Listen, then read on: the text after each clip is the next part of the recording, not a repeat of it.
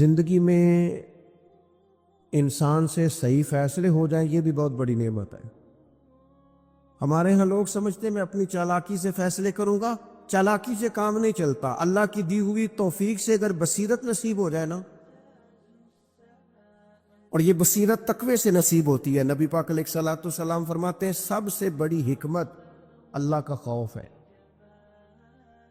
اور فرمایا جب آدمی رب سے ڈرتا ہے تو اللہ اس کی زبان پر حکمت کے چشمے جاری کر دیتا ہے، دانائی ملتی۔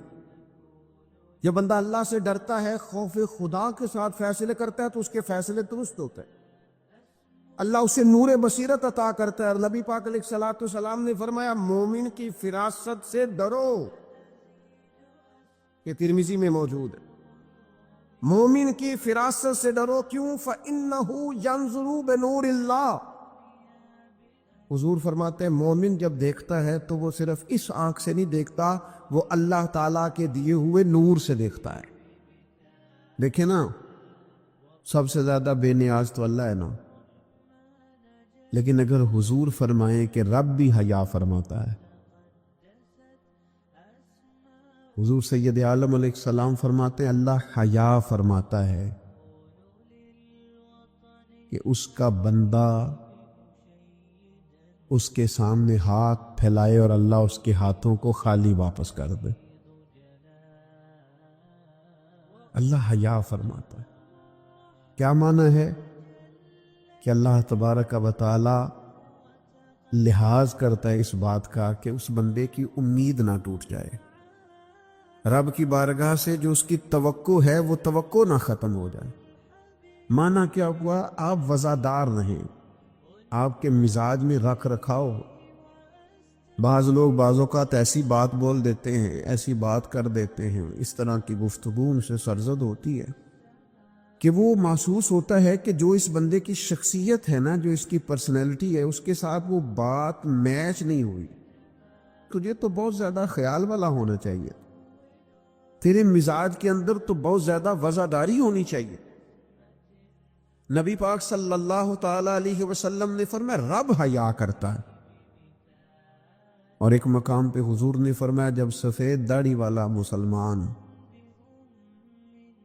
قبر میں جاتا ہے اللہ فرشتوں سے فرماتا ہے اسے عذاب نہ دینا، مجھے حیا آتی ہے۔ لیکن اگلے لفظ جو حضور نے بیان فرمائے وہ سمجھنے والے ہیں، فرمایا رب کہتا ہے مجھے حیا آتی ہے، تو بندے کو بھی تو حیا کرنا چاہیے، اس کو بھی حیا کرنا چاہیے کہ کوئی تو موقع ایسا ہو جب میں کوتاہیوں سے بچوں۔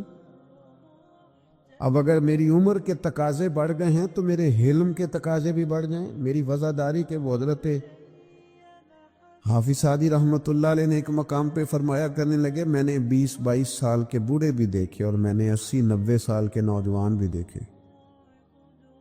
حضور یہ کیا بات ہوئی؟ فرمانے لگے عمریں بڑی زیادہ ہو گئی ہیں لیکن اپنے مزاج کے لحاظ سے وزادار بچپنا ہے طبیعت، ابھی بھی عادات ایسی ہیں کہ جن میں غور کرنے کی ضرورت۔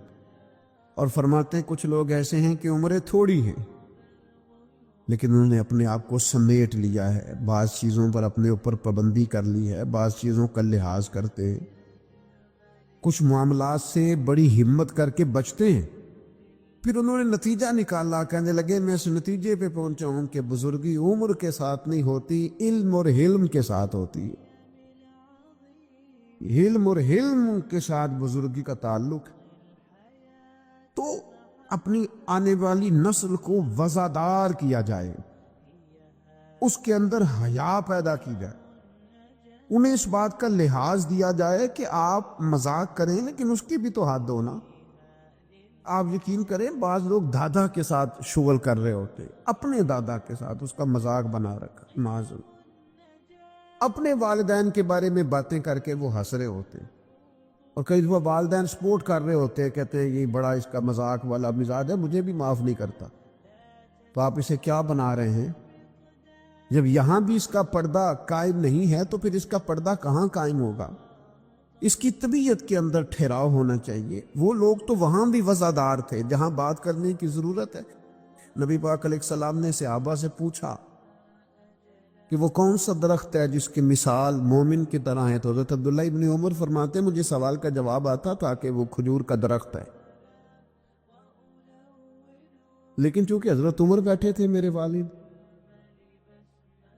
چونکہ حضرت صدیق اکبر بیٹھے تھے، چونکہ حضرت عثمان غنی بیٹھے تھے، چونکہ علم و حکمت کے تاجور مولا علی بیٹھے تھے، مجھے جواب آتا تھا، لیکن حضرت عبداللہ ابن عمر فرماتے ہیں حیا مانے تھی، حیا نے مجھے منع کیا کہ اتنے بزرگ بیٹھے ہوں اور تو جواب دیتا پھرے۔ ہمارے مفسرین کرام نے یہاں لکھا ہے کہ اساتذہ اور مشائخ کی موجودگی میں علم بتانا بھی منع ہے۔ آپ کے بڑے بیٹھے ہوں، آپ تقریر کرنے سے بھی لحاظ کریں، آپ وہاں کوئی مسئلہ نہیں بیان کریں، یہاں تو بڑے معاملات اور ہو جاتے ہیں۔ ہمیں اپنے بزرگوں کے سامنے ایک خاص وزاداری وہ بندے کو خوبصورت کرتی ہے۔ حضرت عباس حضور کے چچا ہیں، ان کے بیٹے جناب عبداللہ ابن عباس فرماتے ہیں میرے والد سے کسی نے پوچھا تھا آپ بڑے ہیں کہ نبی پاک؟ تو بڑی سادی سی بات ہے، چچا بڑا ہی ہوتا ہے عمر میں، آپ بڑے ہیں کہ نبی پاک؟ تو یہ وزاداری ہے، یہ کمال وزاداری ہے۔ یہ ان لوگوں کا طریقہ ہے جو بڑے رسیلے سجیلے، جو بڑے خوبصورت لوگ ہوتے ہیں، جن کے لہجوں سے لفظ نہیں شہد ٹپکتا ہے۔ حضرت عباس رضی اللہ تعالیٰ عنہ فرمانے لگے کیا کہا تم نے؟ میں بڑا ہوں کہ حضور؟ فرمانے لگے بڑے تو حضور ہی ہیں، پیدا پہلے میں ہوا تھا، ولادت پہلے میری ہوئی تھی، بڑے بہرحال وہی ہیں، پیدا پہلے میں ہوا تھا۔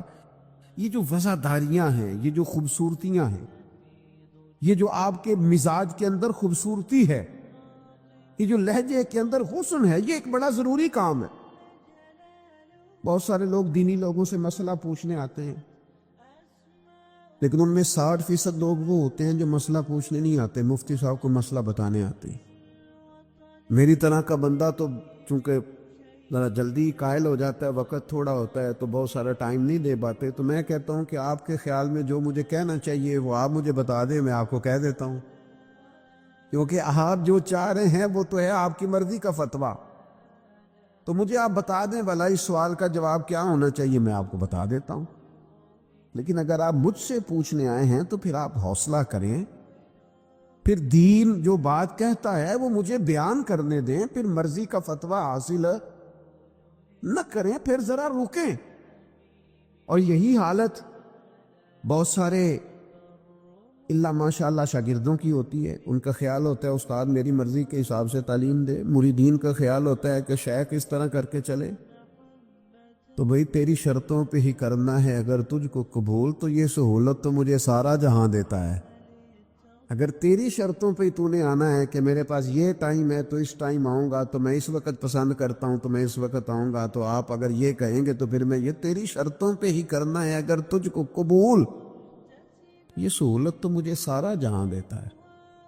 پھر تو ٹھیک ہے، اگر ہم نے کچھ لوگ کچھ دو کی پالیسی پہ ہی تعلق بنانا ہے تو پھر استادی شاگردی تو نہ ہوئی، پھر تو ٹھیک ہو گیا، پھر یارانے کریں گے، دوستیاں کریں گے، اس طرح کے لوگ تو ڈھیروں مل جاتے۔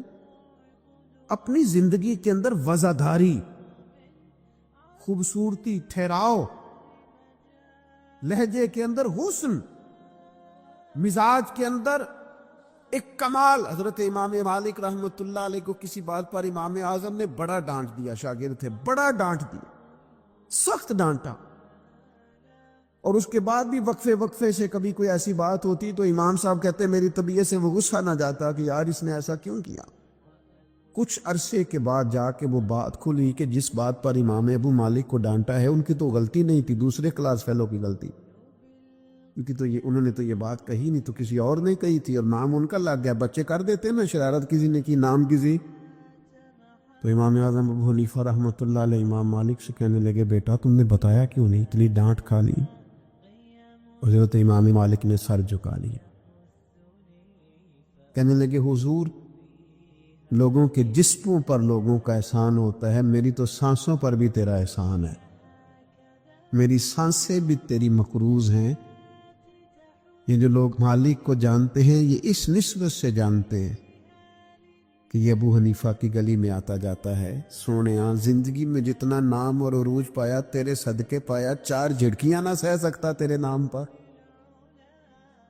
میں نے پسند نہیں کیا. اور پھر آپ نے پوچھا بھی تو نہیں نا کہ بتاؤ, آپ نے کہا ڈانٹ کھانی ہے تو دکھ قبول محمد بخشا بس راضی رہن پیارے. کوئی حرج نہیں. آپ نے کہا ڈانٹ کھانی ہے تو کھا لیتی, اس میں حرج والی کون سی بات.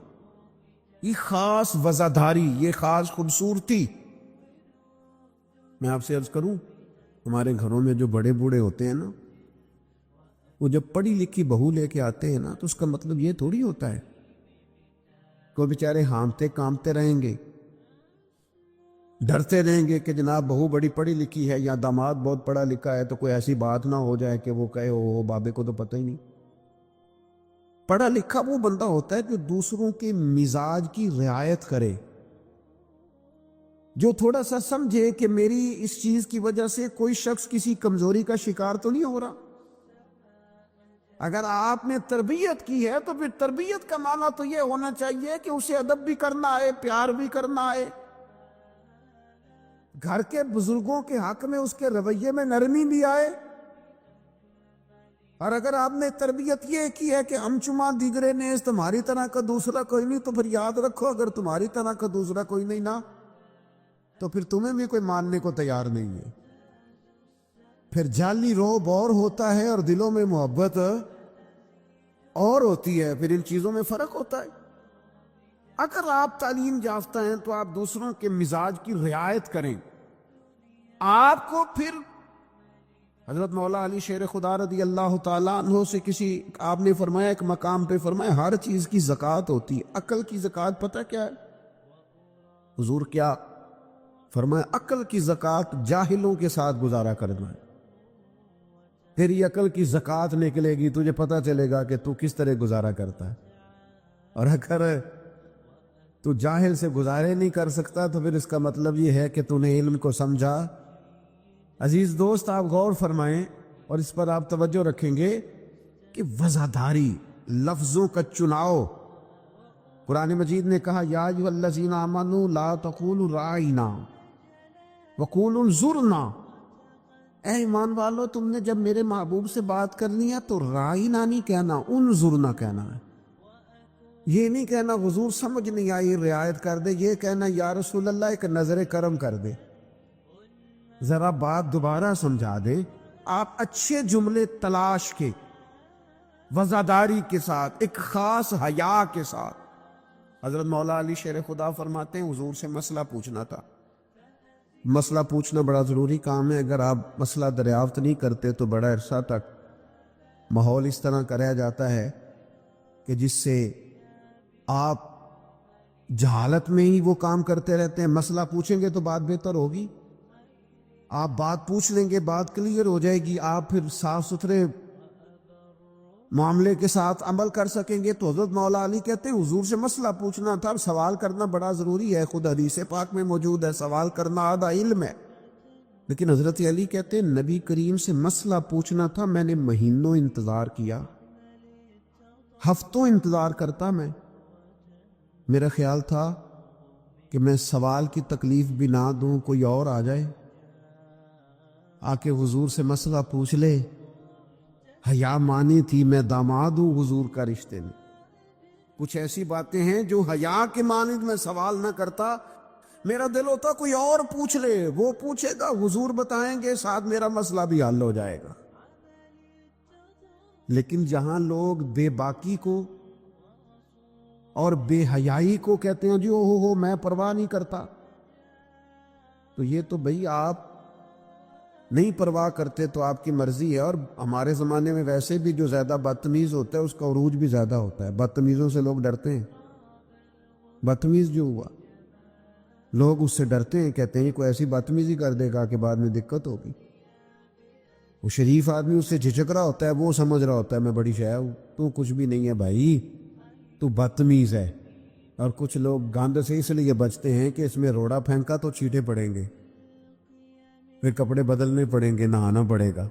اس لیے لوگ بچ کے گزرتے ہیں. تیرا خیال ہے کہ تجھ سے بڑا لوگ ڈرتے ہیں؟ تو اپنی زندگی میں وزاداری، شرم و حیا.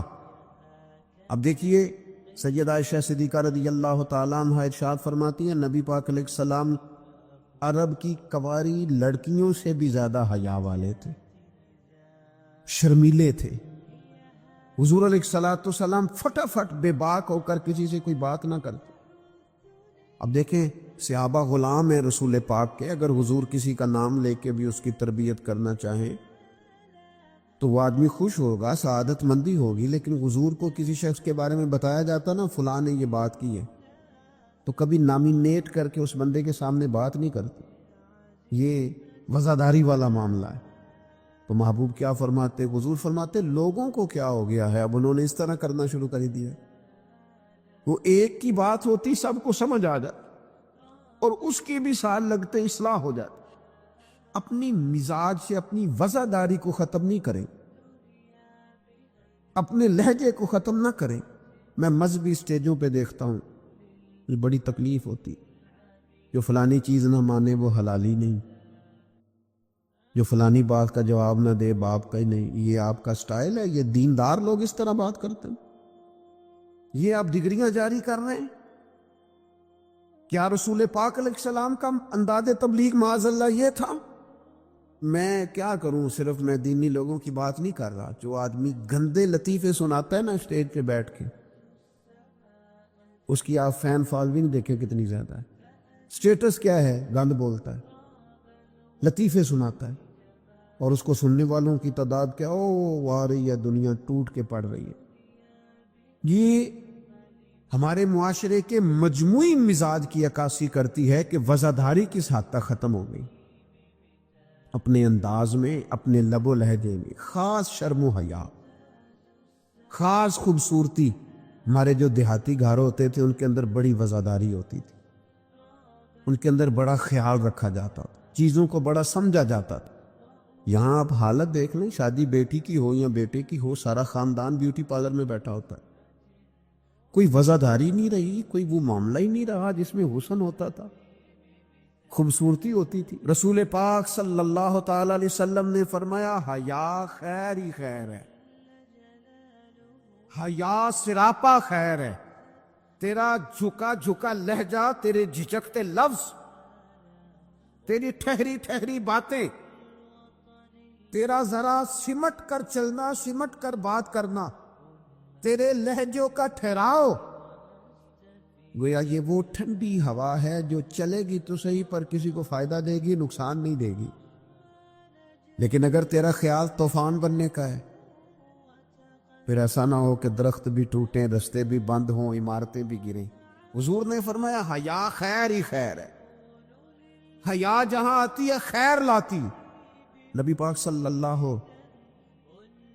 تعالی علیہ وآلہ وسلم ایک جگہ سے گزرے، یہ بخاری میں موجود ہے. تو ایک شخص اپنے بھائی کو سمجھا رہا تھا، اسے کہہ رہا تھا یار تو بڑا ہی شرمیلا ہے، اس طرح بھی کوئی کام ہوتا ہے؟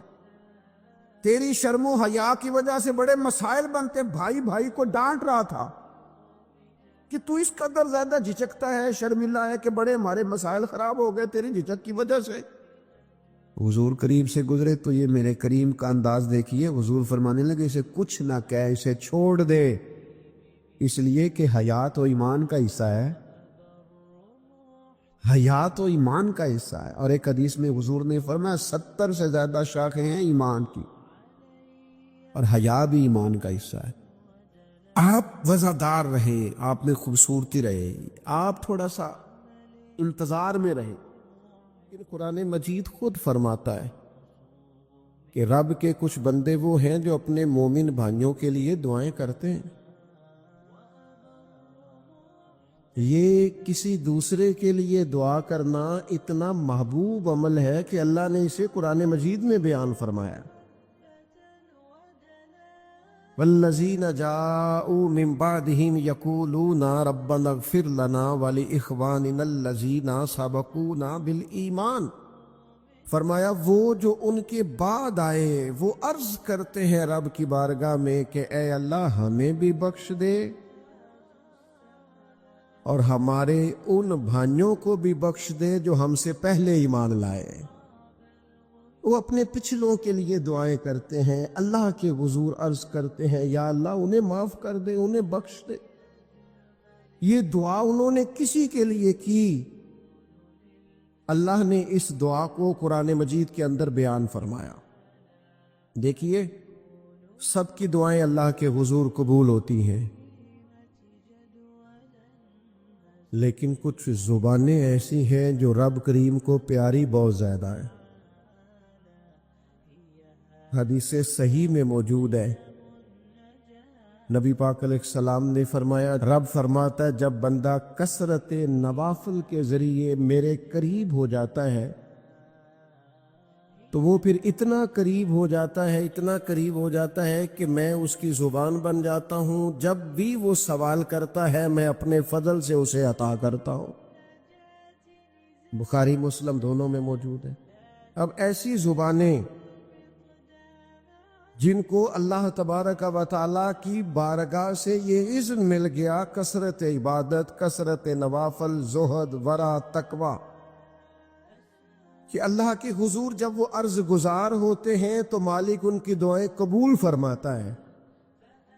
تو اب اگر کسی کو کسی ایسی زبان کی خبر آئی اور اس نے جا کے اسے دعا کرائی اور اللہ نے اپنے فضل سے اس بندے پر رحمت کر دی اور دعا قبول ہو گئی، تو بتائیے حرج والی بات کیا ہے؟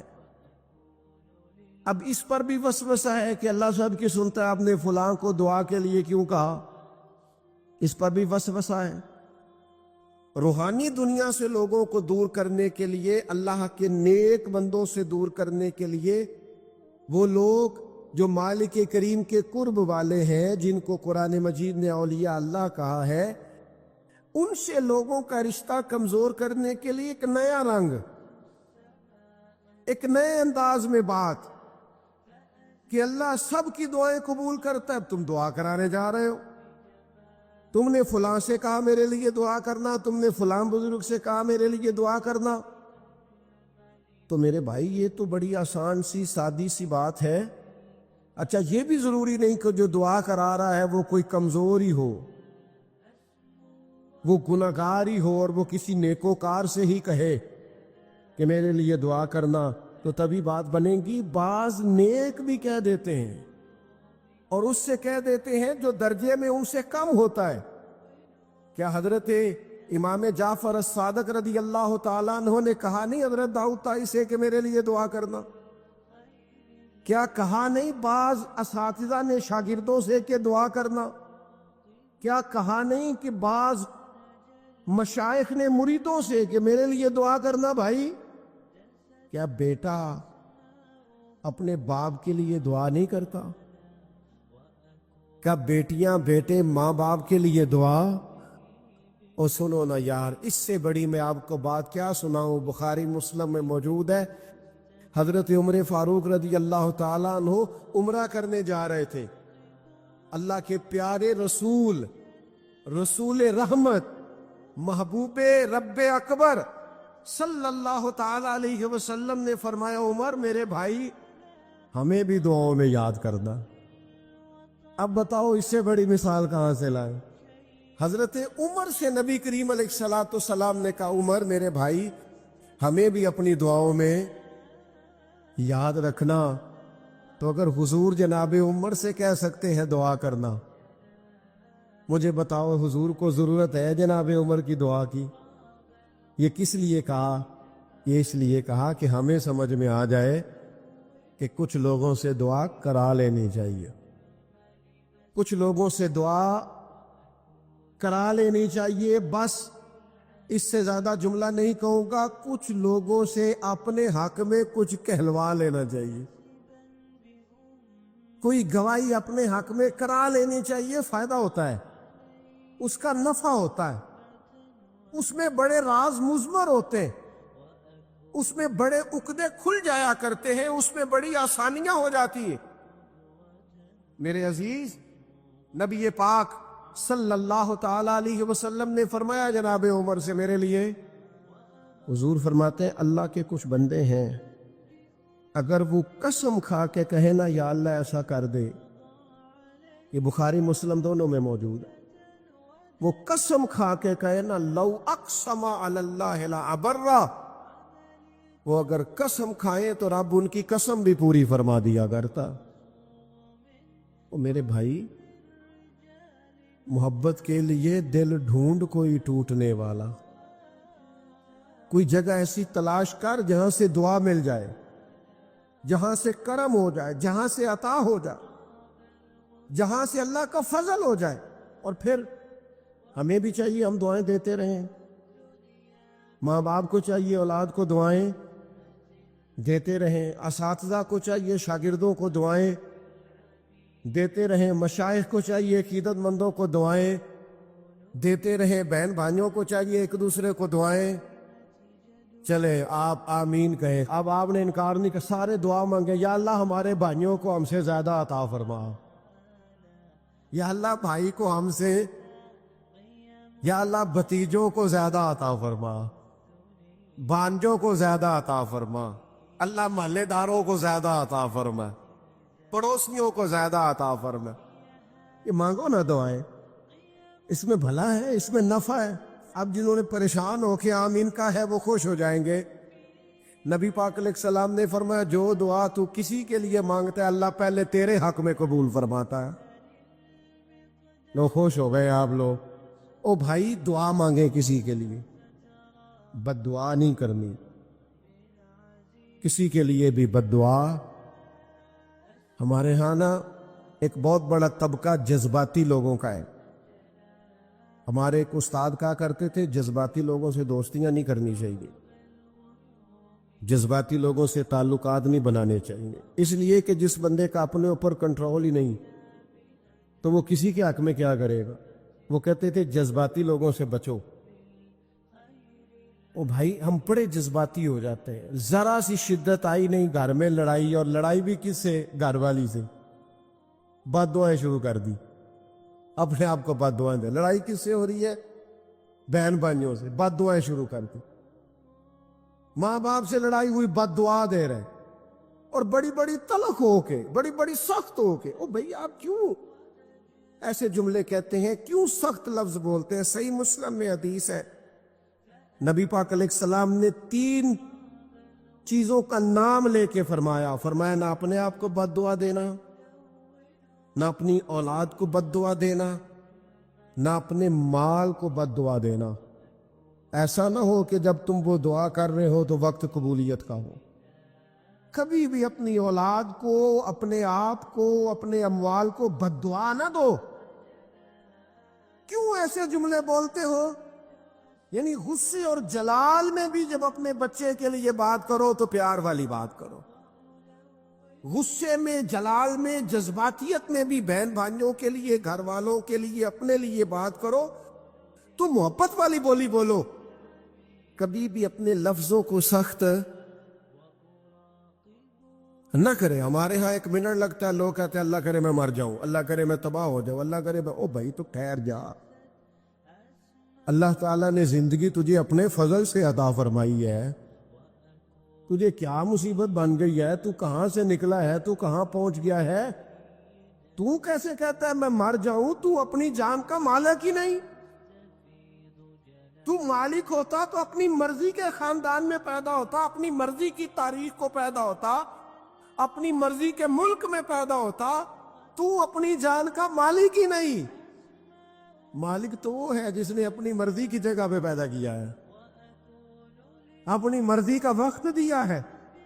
تو کیسے کہتا ہے میں مر جاؤں؟ نہیں، تو مر سکتا.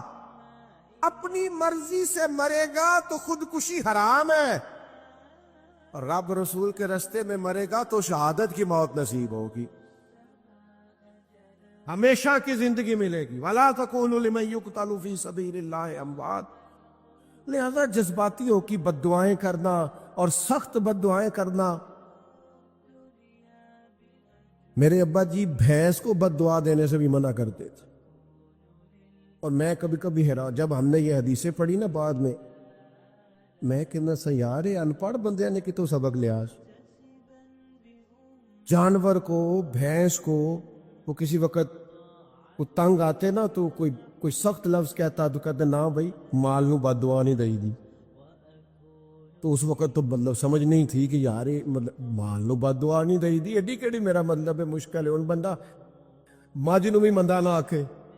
لیکن وہ جب روایات پڑھیں بعد میں تو سمجھ آئی کہ کچھ علوم کتابوں میں ہیں اور چونکہ مسلمان سینہ بسینہ آ رہے ہیں تو کچھ تربیتیں ایسی ہیں جو لفظوں میں تو نہیں لیکن بڑے بوڑھوں نے جو سنا سیکھا ہے وہ اپنے پلے سے باندھا ہوا ہے. انہوں نے اپنی گرہ سے اچھی طریقے سے کر کے باندھا ہے. پر دعا نہیں, آپ دعا کریں آپ اچھے لفظوں میں. اور کوئی بندہ مل جائے نا, میں ویسے میں نے کئی دفعہ کہا ہے پھر کہتا ہوں, آج کل نا کوئی میرے جیسے بندے کو چلو اونچی کرسی پہ بیٹھتا ہے, نماز پڑھاتا ہے, پگڑی باندھتا ہے, تو کوئی بندہ نیک سمجھ ملے تو دعا نہیں کراتا, فوٹو ہی لیتا ہے. پہلے لوگ دور سے آتے تھے تو آگے کہتے تھے دعا کرانے آئے. اب وہ کہتے ہیں بڑی دور سے چل کے آیا ہوں جی, بڑی مہربانی. تو کہتے ایک فوٹو مل جائے گی. اللہ کے بندے, ہم دعا دے رہے ہیں تو فوٹو لے رہا ہے. پھر ایک اور گل آج کل بڑی عام ہے, وہ کہتے جی ذرا یادگیری رہندی ہے. تو میں کہ غوث پاک دی تے کوئی فوٹو نہیں, سانو تے ہر ویلے یاد رہندے نے,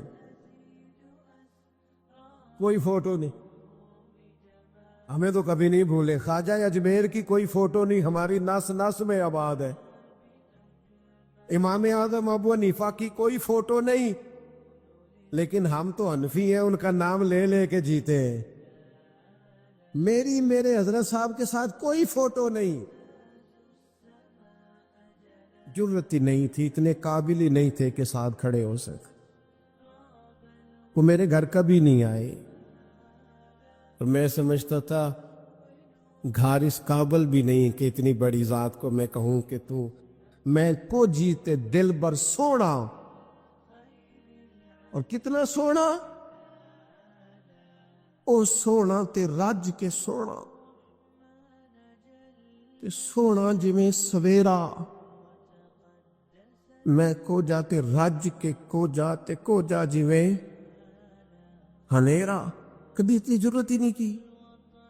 اتنی طاقت کے ساتھ کھڑے ہو کے کہیں کہ میں تیرے برابر ہوں تو فوٹو بنا, اتنی ضرورت کبھی ہوئی نہیں. کیا کریں, دور بدلا, حالات بدلے, زمانہ بدلا, طور طریقے بدلے.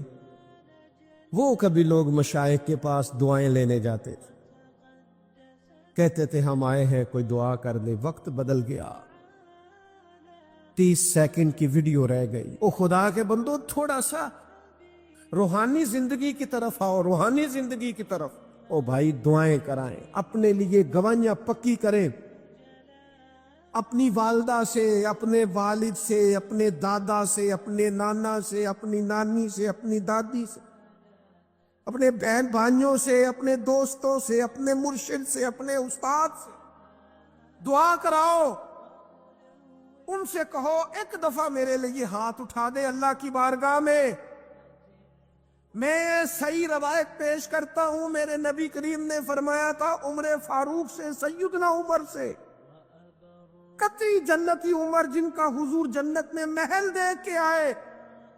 نبی کریم نے فرمایا تو عمر, لوگ حج کرنے آئیں گے, جہاد کے لیے آئیں گے, اگر یمن والے لوگ آئے اور تجھے ان میں سے میرا اویس کرنی مل گیا تو عمر اس سے اپنے لیے دعا کرا لینا. عمر اویس سے دعا کرا لینا, اسے کہنا تیرے لیے دعا کر دے. حضرت فاروق اعظم ڈھونڈتے رہے, ملاقات ہوئی سیدنا اویس کرنی سے, کہا دعا کر دے یار میرے لیے. وہ ڈھونڈو, کوئی بیٹھا ہوا مجھے دور دعا دیتا ہے, میں ڈوبتا ہوں پر سمندر اچھال دیتا ہے. او بھائی اپنے حق میں دعائیں, التجائیں اللہ کے حضور. کچھ لوگوں کی عرض, میں آپ سے عرض کروں, کچھ لوگوں کو دعا لگ جاتی ہے. آپ کو جو آدمی بڑا چمکتا دمکتا اجلا نظر آئے نا, اس کا کبھی ماضی ٹٹولو گے نا تو کبھی کوئی اس کے گھر سے روٹی کھا گیا تو فقیر اور اس نے ذوق سے کھلائی تھی. کبھی پیچھے سے ٹٹولو گے تو کوئی روٹی کھا کے دعا کر گیا تھا، کوئی چند گھڑیاں دروازے پہ رہا تھا، اس نے نیکی کی تھی، دعا کر گیا تھا۔ کبھی ٹٹولو گے، ڈھونڈو گے تو بیمار ماں نے کسی کو دعا دی تھی کہ پتر اللہ تیرے اوپر فضل کرے، کسی کے بوڑھے باپ بیمار نے دعا دی تھی اللہ تجھے کسی کا محتاج نہ کرے، کسی نے دعا دی تھی۔ وہ دعا ہے جو اس کے دائیں بائیں آگے پیچھے چلتی ہے۔ حضرت مولا علی شیر خدا رضی اللہ تعالیٰ عنہ گرمیوں میں بھی موٹے کپڑے پہن کے پھرتے تھے۔ لوگوں نے کہا حضور سخت گرمی اور پھر آپ تو بڑے دلیر آدمی، جوان اور گرمیوں میں بھی موٹے کپڑے۔ فرمانے لگے نبی کریم نے دعا دی تھی کہ اللہ علی کو موسم کی شدت سے بچا کے رکھنا، موسم کوئی بھی ہو علی پہ اثر ہی نہیں کرتا، شیر خدا پہ اثر ہی نہیں ہوتا، موٹے پہن لوں پتلے پہن لوں، اللہ میرے جسم کو موسم کی شدت سے محفوظ رکھتا ہے۔ اپنے لیے دعائیں سمیٹ چکروں میں نہ پڑھیں، وہ جی سب کی اللہ سنتا ہے، کس نے کہا نہیں سنتا؟ لیکن کچھ ایسے ہیں جو ہاتھ اٹھا دینا تو رب کریم قبولیت سے فرماتے ہیں دیر نہ کرنا، ذرا جلدی جانا، قبولیت سے اللہ کہتا ہے۔ کچھ ایسے ہیں جو ہاتھ اٹھا دینا ہاتھ تو اللہ تعالی مرحوم خورشید گیلانی سے اللہ تعالیٰ ان پر فضل کرے۔ کچھ تھوڑا ربط رہا، انہوں نے نا ایک جملہ اپنی والدہ کے لیے کہا تھا، کہنے لگے میری اماں ان پڑھ تھی، اپلے تھاپتی تھی اور ان کا آنچل دوپٹہ بھی کئی دفعہ میلا رہتا تھا، پر مرحوم گیلانی صاحب کہتے ہیں میری ماں کبھی میلا دوپٹہ بھی سامنے کر کے اللہ سے میرے لیے رحمت مانگتی تھی تو مجھے لگتا تھا مالک نے فضل فرما دیا۔ بھائی اپنے لیے رحمت اپنی والدہ سے، والد سے، بوڑھوں سے، بزرگوں سے دعائیں لیں۔ کچھ دعائیں ایسی ہوتی ہیں جو کرم کر دیتی ہیں، جو آسانی۔ اور ایک دوسرا پہلو بھی ہے، کبھی کسی بندے کو اتنا تنگ نہ کرنا کہ وہ اتنی تکلیف میں آئے کہ وہ خود تو کچھ نہیں کر سکتا، ماڑا ہے، لیکن پھر وہ رات کو اپنے رب کی بارگاہ میں بیٹھ کے کہے کہ تو حاکم و عادل ہے مگر تیرے جہاں میں ہے تلخ بہت بندہ مزدور کے اوقات۔ پھر ایسا نہ ہو غریب ہے، ماڑا ہے، خود تو کچھ نہیں کر سکا، پھر اللہ کی بارگاہ میں تیری شکایت کرے، ایسا نہ کرنا۔ میرے نبی پاک علیہ السلام کے درویش صحابی تھے حضرت سعید بن زید رضی اللہ تعالیٰ عنہ، فقیر فاقہ مست، حضرت عمر رضی اللہ تعالیٰ عنہ کے قریبیوں میں سے تھے۔ ایک عورت نے الزام لگا دیا زمین کے قبضے کا۔ میں کیسے آپ سے کہوں کہ جب لوگ کسی ایسے شخص پر جس نے زندگی ساری دیانتداری سے گزاری ہو، لوگ الزام لگاتے ہیں نا تو یہ بھی نہیں سوچتے ہم بات کس کے بارے میں کر رہے ہیں، کھلی ہوئی زبان ہوتی ہے، جو مرضی کہہ دیتے ہیں۔ حضرت سعید ابن زید پر الزام لگا دیا، اتنا بڑا آدمی، محبوب کا صحابی، اور عورت نے الزام لگا دیا۔ اور جب اللہ والے بد دعا دیتے نہیں، لیکن جب کچھ تکلیف اتنی دے، کلیجہ پھٹ جائے، پھر بندہ کیا کرے؟ وہی بات کہ اب وہ کچھ کہہ نہیں سکتے تھے، ایک عورت پر کس طرح کوئی بات ہو سکتی تھی؟ دونوں ہاتھ اللہ کی بارگاہ میں اٹھائے، یہ صحیح حدیث میں موجود ہے۔ دونوں ہاتھ اللہ کے حضور اٹھا کے عرض کرنے لگے مالک اگر یہ عورت جھوٹی ہے نا تو پھر اسے اندھا کر دے اور اس کی قبر اس کے گھر میں بنا دے۔ صحابہ فرماتے ہیں کہ حضرت سعید ابن زید کا تو وصال ہو گیا، زمانہ گزر گیا، لیکن ہم نے پھر اس بی بی کو اندھا ہوتے دیکھا ہے، پھر اس کے گھر میں کنواں تھا اور ہم نے اسے اپنے ہی گھر کے کنویں میں گر کے مرتے ہوئے بھی دیکھا ہے۔ اس لیے کہ جب آپ کسی کو تکلیف دیتے ہیں، جب آپ ستاتے ہیں، جب آپ وہ بات کرتے ہیں جو اس بندے میں موجود نہیں ہے، جب آپ جھوٹ بولتے ہیں اپنے نفس کی تسکین کے لیے، جب آپ زیادتی کرتے ہیں صرف اپنی انا کے لیے، تو پھر بعدوں کا دعائے ضرر نکلتی ہے منہ سے، دعائے ضرر، اور یہ رد عمل کے طور پر نکلتی ہے.